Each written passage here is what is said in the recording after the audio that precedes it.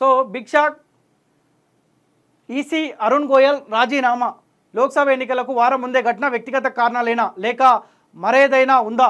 ఇప్పటికే ఒక EC post ఖాళీ, తాజాగా మరొకటి మిగిలింది. ప్రధాన ఎన్నికల కమిషన్ రాజీవ్ కుమార్ ఒక్కరే చర్చనీయాంశంగా మారిన రాజీనామా వ్యవహారం అప్పట్లో దుమారం రేపిన గోయల్ నియామకం 24 గంటల్లోనే రిక్రూట్మెంట్ ప్రాసెస్ కంప్లీట్. సుప్రీంకోర్టులోని పిటిషన్ దాఖలు, ఎన్నికల కమిషన్ల నియామకం కేంద్రం చేతుల్లోకి, ఆమోదించిన రాష్ట్రపతి ముర్ము.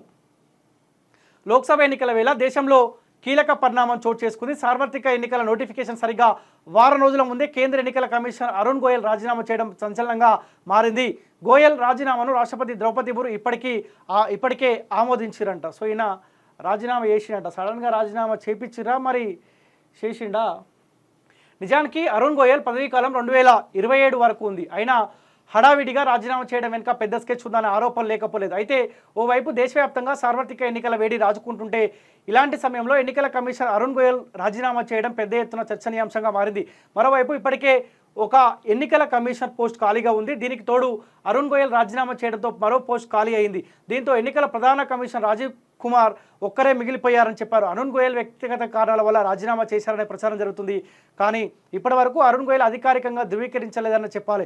ఇది ఇలా ఉంటే పంజాబ్ క్యాడర్కు చెందిన అరుణ్ గోయల్ 1985 ఐఏఎస్ బ్యాచ్ అధికారి. అయితే ఈయన 18 నవంబర్ 2022న స్వచ్ఛంద పదవీ విరమణ చేశారు. కానీ అనూహ్యంగా ఆ మరుసటి రోజే అరుణ్ గోయల్ను కేంద్ర ఎన్నికల కమిషన్గా నియమించడం గమనార్హం. ఈ నియామకంపై అప్పట్లో పెద్ద ఎత్తున అభ్యంతరాలు వ్యక్తమయ్యాయి. ఆయన నియామకాన్ని సవాల్ చేస్తూ అప్పట్లో అసోసియేషన్ ఫర్ డెమోక్రటివ్ రిఫర్స్ సుప్రీంకోర్టులో పిటిషన్ దాఖలు చేసింది. ఆ పిటిషన్ను పరిగణలోకి తీసుకున్న సుప్రీంకోర్టు అరుణ్ గోయల్ నియామక ప్రక్రియపై కేంద్రాన్ని ప్రశ్నించింది. అసలు అరుణ్ గోయల్ నియామకాన్ని ఎందుకు అంత వేగంగా చేశారు? ఆ నియామకానికి సంబంధించిన ఫైల్స్ను సూపర్ ఫాస్ట్ వేగంతో ఆమోదించడం పైన సుప్రీం ఆశ్చర్యం వ్యక్తం చేసింది. 24 గంటలు గడవక ముందే ఈ నియామక ప్రక్రియ ఎలా కంప్లీట్ చేశారంటూ విస్మయం వ్యక్తం చేయడం కొసమెరుపు. కానీ అరుణ్ గోయల్ నియామకాన్ని మాత్రం రద్దు చేయలేదు. మరోవైపు వాస్తవానికి కేంద్ర ఎన్నికల సంఘంలో ప్రధాన ఎన్నికల కమిషన్తో పాటు మరో 2 కమిషన్లు సభ్యులుగా ఉంటారు. ఇందులో అనూప్ చంద్ర పాండే ఫిబ్రవరిలోనే పదవీకాలం ముగియడంతో దిగిపోయారు. దీంతో ఆ పోస్టుకు భర్తీ చేసేందుకు నియామక ప్రక్రియ కొనసాగుతోంది. ఈ క్రమంలోనే మరో కమిషనర్ అరుణ్ గోయల్ రాజీనామా చేయడంతో కొంత సందిగ్ధత నెలకొంది. అరుణ్ రాజీనామా నేపథ్యంలో లోక్సభ ఎన్నికల కోడ్ పైన ఏమైనా ప్రభావం ఉంటుందా అన్న చర్చ లేకపోలేదు. 3 సభ్యులతో కూడిన కేంద్ర ఎన్నికల సంఘాన్ని గతంలో ప్రధానమంత్రి, ప్రతిపక్ష నేత, ప్రధాన న్యాయమూర్తితో కూడిన ప్యానెల్ సలహా మేరకు నియమించేవారు. అయితే 2023 డిసెంబర్లో కేంద్ర ప్రభుత్వం తీసుకొచ్చిన కొత్త చీఫ్ ఎలక్షన్ కమిషన్ల నియామకంలో సుప్రీంకోర్టు ప్రధాన న్యాయమూర్తికి బదులుగా కేంద్ర మంత్రిని ప్యానెల్లోకి తీసుకున్నారు. దీంతో ఎన్నికల కమిషన్ల నియామకం కేంద్రం చేతుల్లోకి వెళ్ళిపోతున్న విమర్శలు లేకపోలేదు.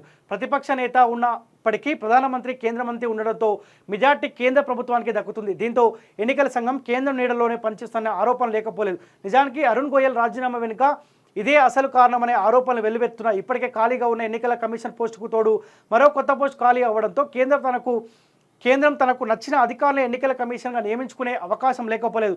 ఏది ఏమైనప్పటికీ లోక్సభ ఎన్నికల వేళ ఎన్నికల కమిషన్ల వ్యవహారంపై దుమారం రేగుతుందనే చెప్పాలంట. సో ఏదేమైనప్పటికీ ఇది బీజేపీ చుట్టూ తిరిగే అవకాశం ఉంటుంది. కావాలనే వాళ్ళతోటి రాజీనామా చేపిస్తూ ఉన్నారని చెప్పి సో ప్రచారం జరిగే అవకాశం ఉంటుంది. వీళ్ళకి అనుసంధానంలో ఎలక్షన్ సంబంధించిన అధికారులు, కమిషనర్ వారితో ఉండో బీజేపీకి అనుసంధానంలో పనిచేస్తే అన్న చర్చ కూడా బలంగా వెళ్ళే అవకాశం ఉంటుంది. చూడాలి బీజేపీ వాళ్ళు ఏం సమాధానం చెప్పుకుంటూ చూడాలి మరి.